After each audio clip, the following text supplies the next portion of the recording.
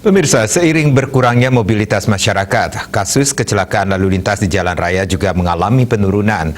Berdasarkan data Jasara Harja, tahun 2017 terjadi kasus kecelakaan sebanyak 2.131. Kemudian tahun 2018 sebanyak 2.486 kasus. Pada tahun 2019 sebanyak 2.682 kasus, tahun 2020 sebanyak 2.068 kasus, dan tahun 2021 sebanyak 1.738 kasus.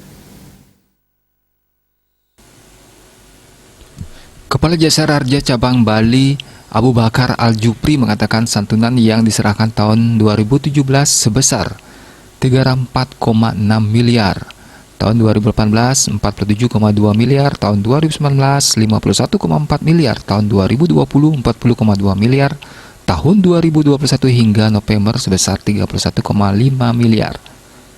Abu Bakar mengatakan laka lantas merupakan pembunuh nomor 3 setelah TBC dan penyebab utama kematian anak-anak usia 10 hingga 24 tahun.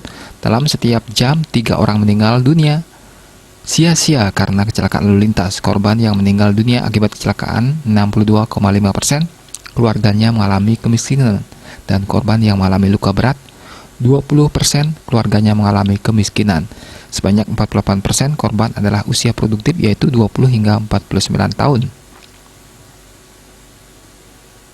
Diakui jumlah kecelakaan pelajar yang tinggi masih menjadi PR untuk melakukan edukasi agar tidak berkendara jika belum memiliki SIM, meski kerap menjadi dilema karena pajak kendaraan bermotor memberikan pendapatan pajak bagi negara. Namun di sisi lain jumlah kendaraan di Indonesia yang terlalu banyak juga memberikan dampak negatif bagi masyarakat, terutama masyarakat yang belum memiliki surat izin mengemudi, sehingga berpotensi mengalami kecelakaan. Untuk itu, ke depan ia akan menyasar kantong-kantong wilayah yang menjadi penyumbang kecelakaan tertinggi untuk diberikan sosialisasi keamanan berkendara.